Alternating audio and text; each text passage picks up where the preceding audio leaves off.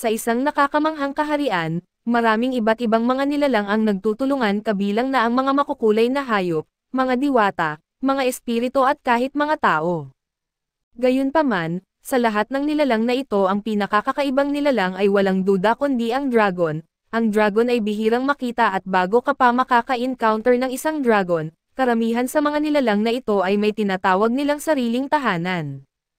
Nakakita tayo ng dalawang slime na nagsusuri ng isang bahay, matapos makatanggap ang mga ito ng nakakapukaw na mga detalye mula sa isang elf na katulad ng isang ahente sa real estate. Sa kabila ng kumbinsidong pagpapaliwanag ng elf, nagpa siya ang mag-asawang slime na humanap ng ibang matitirhan at samantala, si Letty na isang dragon, ay pinalayas mula sa kanyang pamilya dahil sa kapabayaan sa pagkawala ng isang itlog ng dragon laban sa mga magnanakaw. Iniwan si Letty na nag-iisa sa di pamilyar na teritoryo at iniisip ang malupit na kapalaran na naghihintay sa kanya, marahil magiging isang simpleng merienda siya para sa mga mangangaso. Dahil sa kakulangan ng kumpiyansa, kinikilala ni Letty ang kanyang mga kahinaan lalo na ang kanyang lubos na malas na mga stats, na bumagsak sa negatibong 7 puntos. Ang malas na ito ay malaking hamon para sa batang dragon, at natatakot siya para sa kanyang kaligtasan sa malawak na mundo subalit determinado siya na makakahanap ng ligtas na tahanan. Nagsimula si Letty sa isang misyon upang mahanap ang isang tahimik at angkop na tahanan. Nakita niya ang isang grupo ng mga dwarves, at sa pagkakamaling inakala na sila ay makakagawa ng bahay para sa kanya, dahil sa kanilang kilalang kasanayan sa pagbibuild. Gayunpaman, nasira ang mga inaasahan ni Letty nang hulihin siya ng mga dwarves at ikulong at sa paghaharap niya sa kapahamakan, isinulat ni Letty ang isang plano upang maskam niya ang mga dwarves sa pamamagitan ng paggawa ng kwento tungkol sa isang paparating na panganib para sa kanilang mga itinatago na mga ginto, para siya ay makagawa ng panik sa kanila. Habang may pagkakataon, kinuha niya ang pagkakataong ito na makatakas mula sa kanyang nakakulong na sarili na may labis na kahusayan. Si Letty ay tumakas ng mabilis at kung gaano kabilis ang kanyang mga pakpak ay kayang magdala sa kanya, ito'y daluyan ng kanyang pagnanasa na mapanatili ang kanyang buhay. Matapos niyang makatakas, si Letty ay nakatagpo ng isang grupo ng harpya na may magandang puso na nag-aalok sa kanya ng pwesto sa kanilang pugad at gayunpaman, agad na na-realize ni Letty na kulang ang kanyang kakayahang lumipad, kaya't ang alok ng harpya ay hindi praktikal.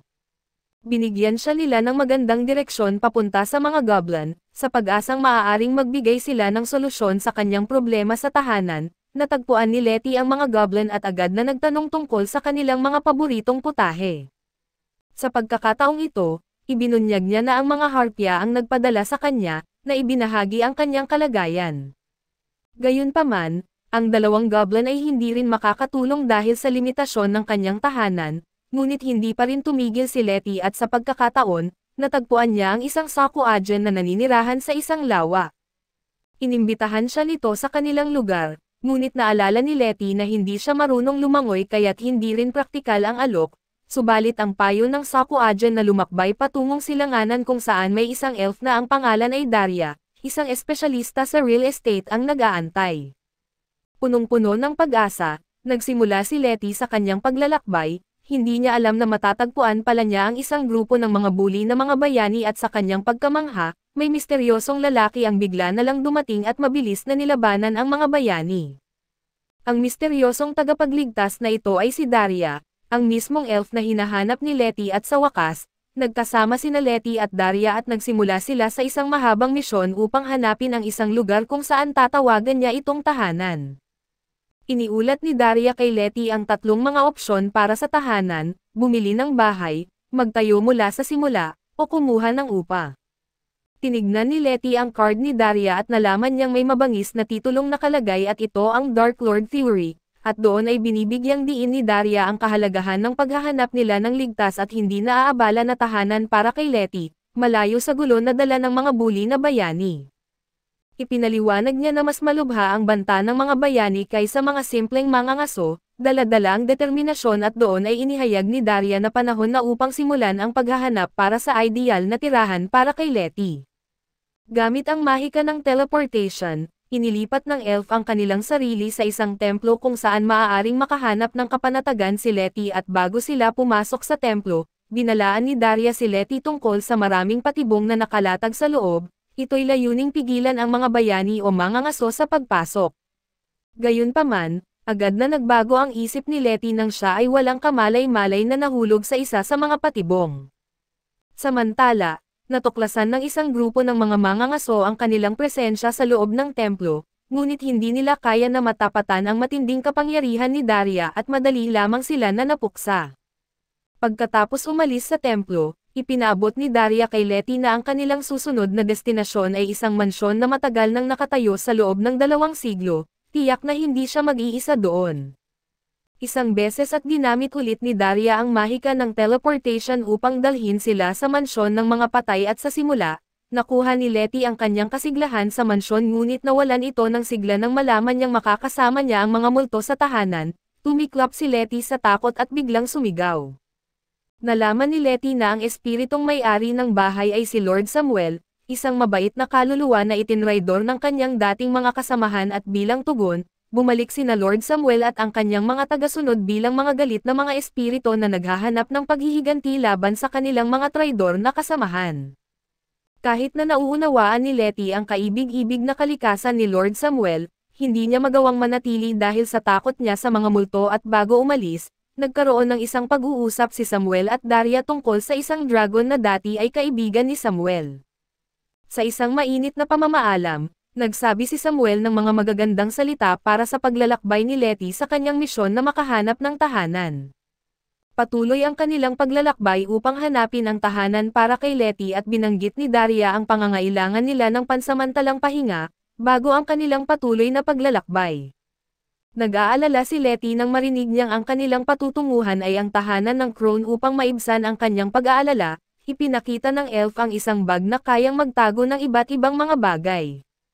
Sa loob ng bag, inilahad ni Daria na may mga kama silang nakaayos na at handang gamitin at sa sandaling iyon, dumating sila sa kuwebo ng mga Greyish Sisters, at ito ang magkapatid na magagaling na mga manggagawa na nagtagumpay sa loob ng mga siglo.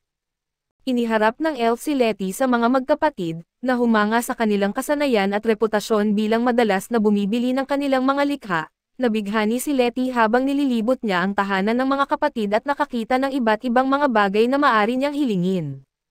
Partikular na naaakit siya sa isang pogan at inihayag ni Daria na pwede niyang gamitin ito sa paggawa ng kanyang bahay, ipinakita siya ng elf sa isang bagay na lugar kung saan pwede magtayo ng bahay si Letty.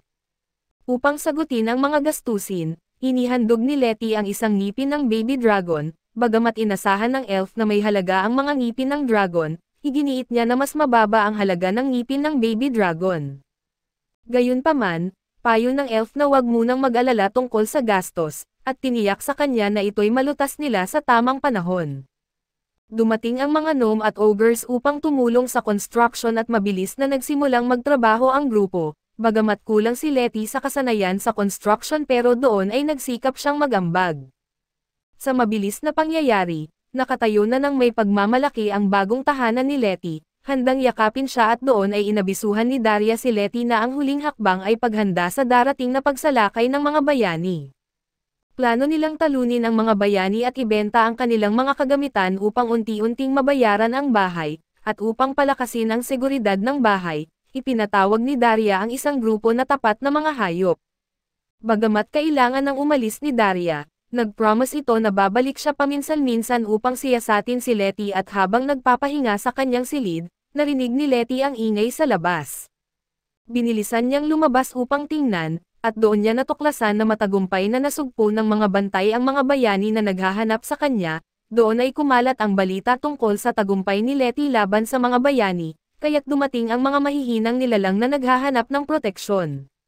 Dahil sa kahanga-hanga na kakayahan ni Letty binigyan siya ng titulo bilang The Great Fire Dragon, subalit naging labis ang atensyon at responsibilidad na dala nito, kaya't nagpa siya si Letty na iwan ang bahay. Agad itong nalaman ni Daria at doon ay ipinahayag ni Letty ang kanyang hangarin na magkaroon ng tahimik na tahanan para sa mapayapang buhay, at bagamat na-appreciate ni Letty ang mabubuting intensyon ng lahat, inamin niyang hindi niya kayang harapin ang bigat ng responsibilidad. Nalulungkot si Daria para kay Letty at nangako na hahanapin para sa kanya ang isang tahanan, kahit pa ito'y aabutin ng 100 taon at ibinahagi ni Daria na ang kanyang dating kaibigan na dragon, ay nagkaroon din ng mahabang panahon sa paghahanap para sa perpektong tahanan. Dahil sa mabagal na proseso ng pagtanda ng mga elf, hindi limitado ang oras para kay Daria at gamit ang mahika ni Daria, nagpaalam si Letty sa mga naninirahan sa kanyang bahay at nagsimula sa paglalakbay upang hanapin ang tahimik na tahanan. Inihatid siya ng elf sa mga Yellow Plains kung saan siya'y gumawa ng mainit na damit upang matiis ang matinding lamig. Ipinaliwanag ni Daria na ang lugar ay tirahan ng mga Yeti at ipinaalam kay Letty na kailangan niyang magtayo ng sariling iglo. Binigyan siya ng isang pala at plano para sa pagtatayo ng iglo. Nagsimula si Letty sa paggawa ng kanyang iglo nang walang anumang gastos sa construction at sa madaling panahon. Natapos na ni Letty ang kanyang iglo at inabisuhan siya ni Daria na mag-eksperimento at matutunan kung paano mabuhay mag-isa. Pangako ni Daria na babalik siya pagkatapos ng 3 araw upang siyasatin si Letty at habang nag-iipon si Letty ng kahoy pang-apoy, napansin niya ang isang grupo ng mga deer na pwedeng maging hapunan. Gayunpaman, kulang ang kanyang kakayahan sa panghuhuli kaya't pinaghahabol niya ang mga deer sa bukid at sinubukan ni Letty na mangaso ng ibang hayop subalit hindi nagtagumpay, at sa gitna ng malakas na hagupit ng nyebe, nawala siya at napadpad sa isang malamig na lugar. Pagod na pagod, natulog si Letty at doon ay natagpuan niya ang kapanatagan sa loob ng mainit na iglo at pagmulat niya, natuklasan niyang may malapit na itlog at kinailangan niyang pigilan ang sarili sa kanyang naramdaman na gutom. Naisip niyang ingatan ito sa halip na kainin at daladala niya ito sa kanyang paglalakbay, nang biglang nagiba ang yelo at napunta si Letty sa dagat, doon ay biglang dumating ang isang balyena at siya'y hinalughog. Sa loob ng tiyan ng balyena ay natagpuan ni Letty si Davy Jones na nagsasabi sa kanilang lokasyon. Nakakagulat na natuklasan ni Letty na ang loob ng balyena ay maaliwalas at may lahat ng kanilang pangangailangan. Gayunpaman, napagtuunan ni Letty ng pansin ang pag-iisip tungkol kay Daria at ang responsibilidad na ibalik ang itlog sa mga tunay nitong magulang. Ibinunyag ni Davy Jones kay Letty na ang tanging paraan para makatakas sa balyena ay sa pamamagitan ng kanyang butas na maaaring daanan ng hangin. Isiniksik si Letty sa isang upuan at itinulak palabas ng balyena nang umubo ito. Nahulog siya sa isang iceberg at agad na naramdaman ang pag-iisa. Nakakita siya ng isang kaaya-ayang seal na malapit sa kanya. Sa kabila ng kagutuman, hindi niya ito sinaktan subalit napagtanto niya na ito pala ay si Daria. Inilarawan ni Daria na isang selkie ang nagbigay sa kanya ng kapangyarihan na mag-anyong seal, at ito'y nagbigay sa kanya ng paraan upang maging tagapagmulat. Napansin din ni Daria ang kakulangan ni Letty sa mga safety measures sa mga Yellow Plains dahil sobra itong mabait para mag-survive sa ganitong matinding kalagayan at sa wakas, nag-crack na ang itlog at lumabas ang isang munting ibon. Nakilala si Letty ng ibon bilang kanyang papa at naging close sila sa isa't isa. Ginamit ni Daria ang mahika upang i-teleport sila palayo mula sa Ice Plains papuntang isang bagong lokasyon na bagay para kay Letty. Ipinaliwanag ng elf na ang ibon ay na-imprint kay Letty at nakilala ito bilang Freisfelder, isang munting sisiw ng malalaking agila na kilala sa kanilang kakayahang mabuhay sa malamig na kapaligiran at upang makagawa ng comfortable na tirahan. Ipinabalik ni Daria sila sa Ice Plains upang mangolekta ng yelo. Sa kabila ng alinlangan ni Letty sa pag-aalaga sa sisiw, napagpasyahan nilang hanapin nito ang isang bagong tahanan sa isang komunidad kung saan naninirahan ang iba't ibang uri ng mga nilalang. Ligtas ang komunidad dahil sa mga matitino nilang tagapangasiwa na may kakayahang harapin ang mga potensyal na banta, ngunit tinanggihan ng unang kandidato ang sisiw dahil sa ingay nito, napakalupit ng ikalawang kandidato, at pareho namang nagpahayag ng ganitong asal ang mga anak ng ikatlong kandidato. Si Letty ay nakasalamuha ang 2 korpika na unay nag-aalok na alagaan nila ang sisiw, pero gayunpaman, napagtanto ni Letty na dala ng 2 korpika ang mga pinatay na ibon upang ibenta. Dahil dito, nagdesisyon si Letty na hindi ito ang tamang tahanan para kay Freisfelder at patuloy silang naghanap ng tamang tao subalit may mga pagkakabigo. Nadarama ni Letty ang kahinaan sa plano ng ika-4 na kandidato. Dahil sa wala silang makitang karapat-dapat, nag-isip si Letty ng mga susunod na hakbang at sinabi ni Daria kay Letty na karaniwan nang inilalagay ng mga ibon ang kanilang mga itlog sa yelo, kaya't posibleng nailayo na ito palayo sa mga kapatid nito. Ipinayo ng elf na si Letty na alagaan na lang ang sisiw bilang kanyang sariling anak at sa pagkilala sa kanyang dedikasyon na alagaan ang sisiw, pumayag si Letty. Nang tanungin kung ano ang ipapangalan niya sa sisiw, Pinangalanan niya itong Pip dahil sa tunog ng kanyang kaguluhan at inanyayahan si Letty ni Daria na simulan ang paghahanap ng bahay para sa kanila, ngunit ubos na ang pera ni Letty dahil sa pagkain ni Pip. Isinalarawan ni Daria na maghanap si Letty ng trabaho upang kumita ng pera at binanggit niya ang mataas na demand para sa mga dragon sa negosyong kalakalan sa Pecunia. Kaso naramdaman ni Letty ang kaba nang makarating sila sa merkado, subalit pinapanatag siya ni Daria na ligtas siya roon dahil agad nahuhulihin at ikukulong ang sino mang magkasala.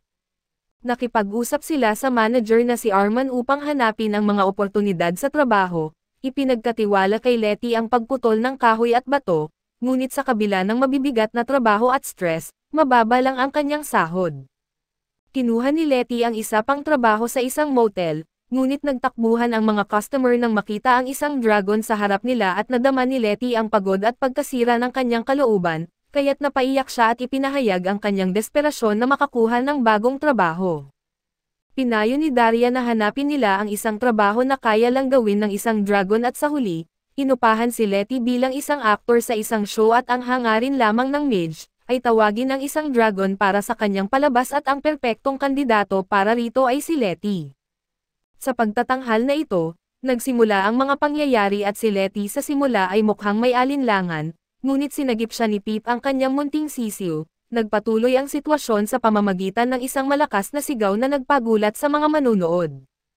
Dahil sa kahangahangang eksena, tumanggap si Letty ng isang malaking gantimpala para sa kanyang ambag at sa mga sumunod na pangyayari, may lumapit na isang magician kay Letty na may alok na nais niyang subukan ang bagong spell nito na kaya niyang makapasok sa katawan ng isang dragon. Bagamat may agam-agam si Letty sa eksperimento at pagkatakot para sa kanyang buhay, hindi niya alam na naglagay na ng depensa si Daria upang protektahan siya habang isinasagawa ang eksperimento. Si Lilith na isang kakilala ni Daria, ay dumating para sa isang pag-uusap at naalala nila ang mga panahong pinili si Daria bilang Dark Lord ng mga hayop, isang malalim na titulong may responsibilidad na pagsamahin ang mga ito. Gayunpaman, tumanggi si Daria sa posisyon na ito dahil sa tingin niya ay para sa karangalan lamang niya ito at walang halaga, nagawa niyang makatakas mula sa kastilyo noong araw ng kanyang pagtatalaga. Napansin niya na ang dating kasama niyang dragon ay itim, samantalang ang kulay ni Letty ay pula at matapos ang eksperimento, ipinaalam ni Daria kay Letty na kinakailangan niyang maghanda ng mga kagamitan at inuutusan siyang maglinis sa pamilihan. Habang naglilinis si Letty, may lumapit sa kanya na isang lalaki na may alok na trabaho sa labas ng bayan na malaki ang sahod at samantala, ibinalita ni Letty kay Daria ang tungkol sa mga tao sa labas ng bayan na may layuning hulihin ang dragon pagkaalis niya sa pamilihan. Plano nilang hulihin si Letty sa labas ng bayan dahil sa imposible itong hulihin sa loob ng ligtas na training center. Sumunod si Letty sa lalaki patungo sa labas ng bayan, ngunit sa wakas ay napaligiran siya ng mga tao at napilitan siyang sumama sa kanila at siya at si Pip ay isinara sa isang kulungan at dinala sa isang hindi kilalang lokasyon. Sa loob ng kulungan, kinakabahan si Letty at sinubukan na lumabas gamit ang kanyang mga ngipin kaso hindi ito nagtagumpay, biglang lumapit si Steve, isang aroma at binuksan ang kulungan at hindi pala ito na-lock. Inilahad ni Steve kay Letty ang sitwasyon at ipinakilala siya sa iba pang mga bilanggo, iniulat ni Steve na mabuti ang pagtrato sa kanila ng mga gwardya at may mga aktibidad tulad ng card games. Pinoprotektahan din sila ng mga gwardya laban sa anumang bayani na sumubok na pumasok sa lugar. Isinagawa si Letty sa isang tour sa loob ng bilangguan at namangha siya sa kaginhawaan ng mga bilanggo at sa kakulangan ng mga bilanggo doon na magplano pa na tumakas. Sa mga sandaling lumipas ay may kampana na biglang tumunog, nagpapahiwatig na simula na ang trabaho at natuklasan ni Letty na ang bilangguan ay ginagamit pala bilang isang arena at siya'y itinalaga na makipaglaban sa mga kapatid na skeleton. Nagsimula ang laban at gumaganap si Letty sa paligid ng arena, hanggang sa bigla niyang napansin na matagumpay niyang napinsala ang magkapatid na skeleton nang tamaan ang mga ito ng kanyang buntot. Ipinahayag siya na nagtagumpay subalit nagulat siya nang malaman na maaaring muling magbalik ang mga kapatid na skeleton. Ipinaliwanag ni Steve kay Letty na ang Margrave, ang may-ari ng arena ay magiliw sa mga bilanggo at ang mga laban ay mga napagkasundoan na upang palakasin ang kita para sa Margrave. Sa lalong madaling panahon, nag-aalala si Letty nang malaman niyang nawawala si Pip. Ngunit sa wakas ay dumating ang isa sa mga gwardya na dala si Pip at ipinaliwanag nito na si Pip ay nagtungo sa malamig na banyo bago matulog. Inaakala ni Letty na hinahanap siya ni Daria, ngunit hindi niya alam na si Daria pala ay nag-e-enjoy lang sa labas at 10 araw makalipas, lumapit ang mga gwardya sa mga hayop na may masama na balita. Pumanaw na ang mabait na Margrave at ang kanyang panganay na anak na siyang nagmana ng yaman ay nais na patayin ang lahat ng mga hayop, at nagtangka siyang gamitin ang serbisyo ng mga mandirigma para sa misyon na ito. Inilabas ni Steve ang isang nakatago na aqueduct sa ilalim ng arena na papunta sa labas at plano nilang gamitin ito para makatakas, at mayroong iba pang grupo na magiging hadlang sa mga kalaban para matiyak na makakalabas ang iba ng walang aberya. Nag-aalala si Letty nang malaman niyang napili siyang maging bahagi ng Distraction Team, dumarating ang mga mandirigma at nagsimula na ang kanilang trabaho na matagumpay na mapigil ang banta. Gayunpaman, habang naghahanda silang makatakas, napagtanto nila na may ilang mandirigma pa rin na nagtatagumpay at nag-alitan kahit sila ay nasa peligro. Ngunit biglang dumating si Daria at agad na nilabanan ang mga mandirigma, tinulungan ni Daria ang lahat na makatakas mula sa arena, kasama na ang mga gwardya subalit nang tanungin ni Daria si Letty kung nais niyang sumama sa kanila, tumanggi si Letty at naisip na humanap ng komportableng tahanan para kay Pip. Tinupad din ni Daria ang kanyang tungkulin bilang Demon Lord at iniulat ang bagong Margrave sa ibang mga lords para sa parusa, nagsimula muli ang kanilang paglalakbay, ngunit unti-unti nang nadarama ni Letty ang pagkaubos ng kanyang lakas. Ipinayo ni Daria kay Letty na magpahinga muna, at sinasabing siya muna ang magbabantay habang nagpapahinga si Letty. Tinanong ni Pip si Letty kung pwede ba siyang mag-ikot, at samantalang si Pip ay nagsusuri sa paligid, pumayag si Daria na mag-explore at habang ito ay nasa eksplorasyon, nakakasalubong niya ang isang malungkot na leprechaun na nawawala ang kanyang kaibigan. Tinulungan ni Pip ang leprechaun na mahanap ang kanilang kasamahan at nagtulong pa siyang humanap ng bagong tahanan para sa kanila. Sa pasasalamat sa tulong ni Pip, ipinahayag ng mga leprechaun ang kanilang pasasalamat. Biglang nagising si Bloody at nagsimulang maghanap kay Pip, na sa kanyang paniniwala ay nawawala at sa sandaling pagkatapos, bumalik si Pip na may dalang kaligayahan kay Letty at ipinaliwanag ni Daria na malapit nang marating ni Pip ang edad kung saan kayang i-regulate ang sarili nitong temperatura at hindi nakakailanganin ng lamig na ibinibigay ni Letty. Pinaalalahanan ni Bloody si Daria sa kanyang pagpayag kay Pip na mag-ikot, ngunit ipinunto ni Daria na sobra-sobra ang pangangalaga ni Letty at dapat niya ring bigyan si Pip ng kalayaang mag-explore. Ibinalita ni Daria ang isang kwento mula noong kanyang kabataan kay Letty at Pip. Ipinaliwanag niya na ang mga elfo ay umakyat sa mga sanga ng puno ng mundo, maraming taon na ang nakakalipas upang maiwasan ang pakikialam sa mga gawain ng tao. Ipinahayag ni Daria na siya ay isang batang may malalim na kagustuhan sa kaalaman, at kinilala siya ng kanyang mga magulang sa kanyang walang sawang kuryosidad kaya't pinadala siya sa Great Serpent na si Jormungandr upang maging kanyang apprentice. Ipinakita ni Daria sa Serpent ang kanyang layunin at sinimulan niyang aralin ang pilosopiya, biyolohiya at iba pang mga paksa kaso naranasan niya ang problema sa kanyang pag-aaral dahil sa sobrang laki ni Jormungandr, at madalas na nasisira ang kanyang tahanan. Sa kabila ng pag-eksperimento sa iba't ibang materyales, wala ni isa sa mga materyales ang nagtagumpay at sa wakas, natagpuan ni Daria ang solusyon sa pagtatayo ng bahay sa ulo ng Serpent gamit ang mas magaan na mga materyales. Pinagpatuloy ni Daria ang kwento at ipinakita na siya ay naging Dark Lord at nang magpakita si Varney, isang itim na dragon, ibinunyag niya na siya'y naghahanap sa Dark Lord at si Daria ang natagpuan niya. Nakilala ni Daria si Varney sa pamamagitan ng mga kwento tungkol sa kanya at dahil sa pangkalahatan ay natatakot ang mga tao kay Varney, ibinahagi ni Varney ang kanyang hangarin na magkaroon ng isang angkop na bahay at humingi ng tulong kay Daria. Sa simula ay may pag-alinlangan si Daria subalit sa huli ay pumayag siya na tulungan si Varney, dala na rin sa payo ng kanyang guro na naniniwala na ang pagsasama nila ni Varney ay magbibigay daan kay Daria na mas masigasig na makita ang kagandahan ng mundo. Noong simula ng kanilang pagsasama, nagkaroon ng maikling alitan sa isang guild ng mga heroes at ito ang dragon at ang elf. Madali niyang napagtunggalian ang mga heroes habang ginamit ni Daria ang kanyang mahika upang dalhin ang mga natalo sa malapit na simbahan. Gayunpaman, nang kumalat ang balita tungkol sa insidenteng ito, mali ang naiulat na si Daria ang nag-api sa mga bayani at inirerekomenda ni Darius kay Varney na isaalang-alang ang paggamit ng guild bilang kanyang tahanan, kaso tinanggihan ito ni Varney.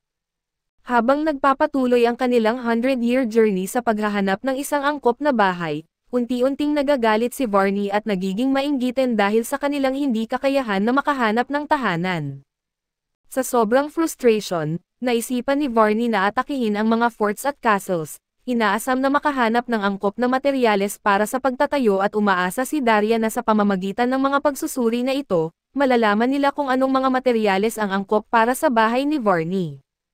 Sa mga pagsusuring ito, nagsilbing record ang aklat ni Daria para sa mga susunod na pag-aaral at sa mga sumunod na panahon, nagsagutan sina Daria at Varney at sa kabila ng kanilang alitan, napagtanto ni Daria na ang tunay na hangarin ni Varney ay magkaroon ng magandang bahay upang masilayan ang kanyang pamilya. Ipinaliwanag ni Varney na siya ay nagkakatanda na at nais niyang magbigay ng comfortable at matibay na bahay para sa kanyang magiging pamilya at dahil sa pag-unawa ni Daria sa tunay na motibasyon ni Varney, pumayag siyang yakapin ang pagsasama sa kanilang paglalakbay.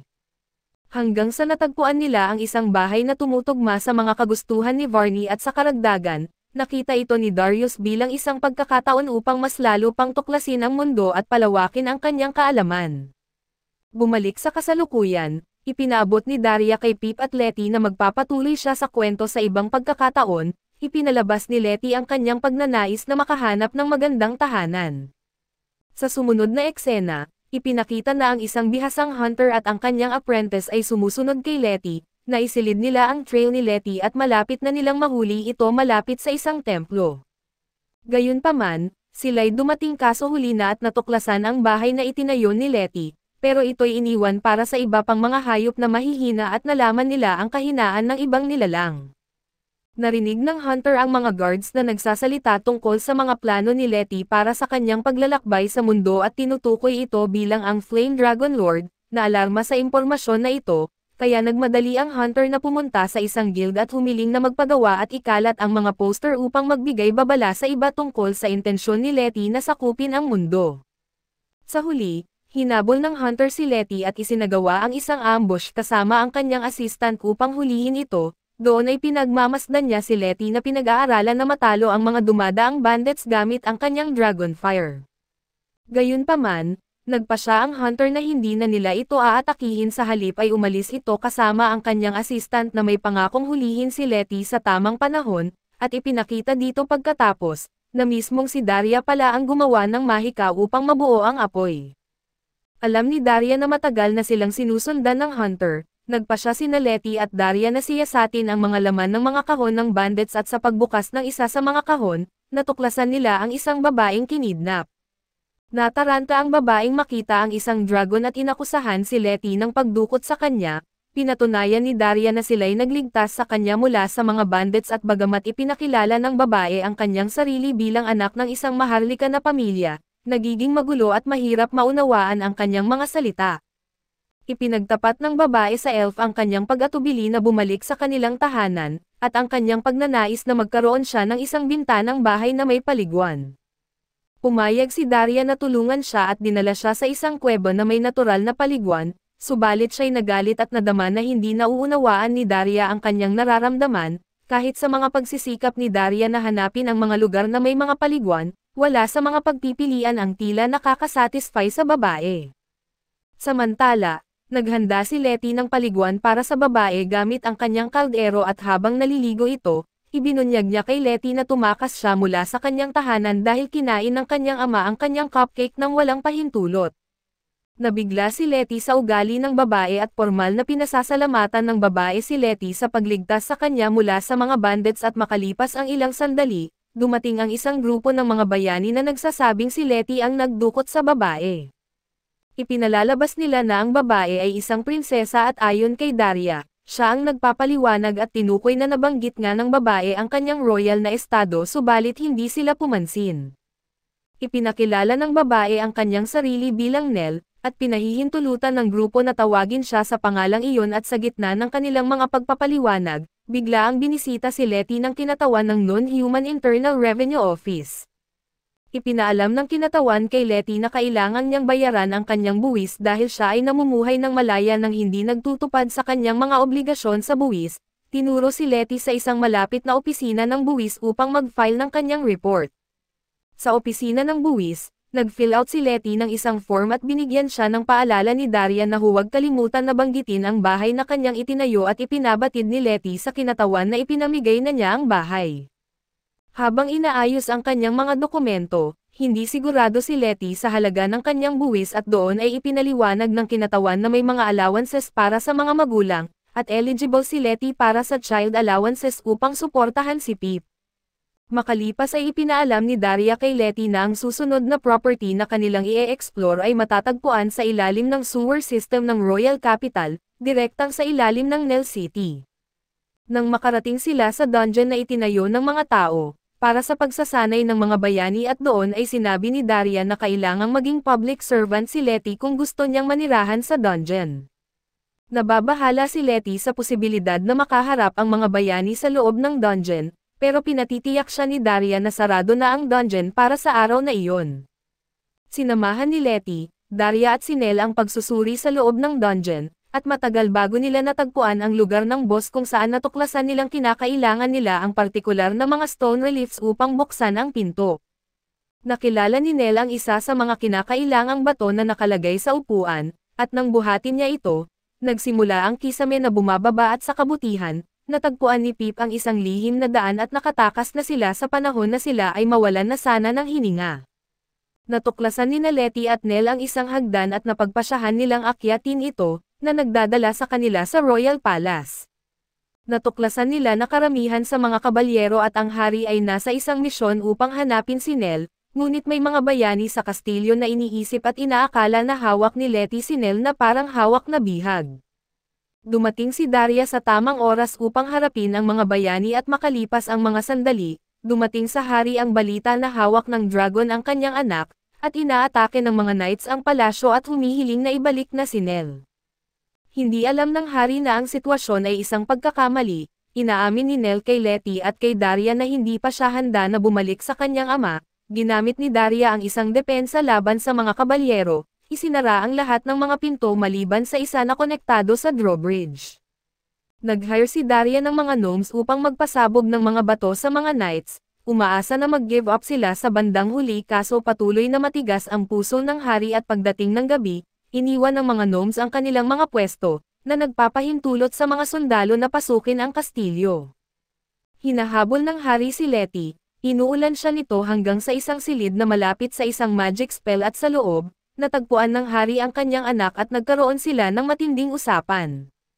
Ipinatawad na ni Nell ang kanyang ama dahil sa pagkain nito sa kanyang cupcake at nangako ang hari na mag-i-improve, ipinakwento ni Nell ang lahat sa kanyang ama, at nagpahayag ng pasasalamat ang hari kay Letty sa pagligtas sa kanyang anak.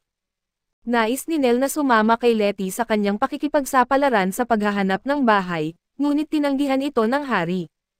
Samantala, sinusubukan ng mga sundalo na buksan ang pinto na nakasil upang maiwasan ang pagtutunggali sa dragon. Nag-alok si hari ng isang fairy dust potion kay Letty na nagbibigay ng pansamantalang kakayahan sa paglipad. Kinuha ni Letty ang potion at nagpaalam kay Nell bago lumipad kasama si Daria at si Pip palayo mula sa kastilyo. Sa panahon ng paglipad, naalala si Letty at ibinahagi ang eksaktong mga salita na sinabi dati ni Varney kay Daria noong sila ay naglalakbay at ipinahayag ni Varney ang kanyang pagkamangha sa mundo na bago sa kanya. At dito na rin nagtatapos ang ating recap. Maraming salamat sa inyong panonood hanggang sa muli.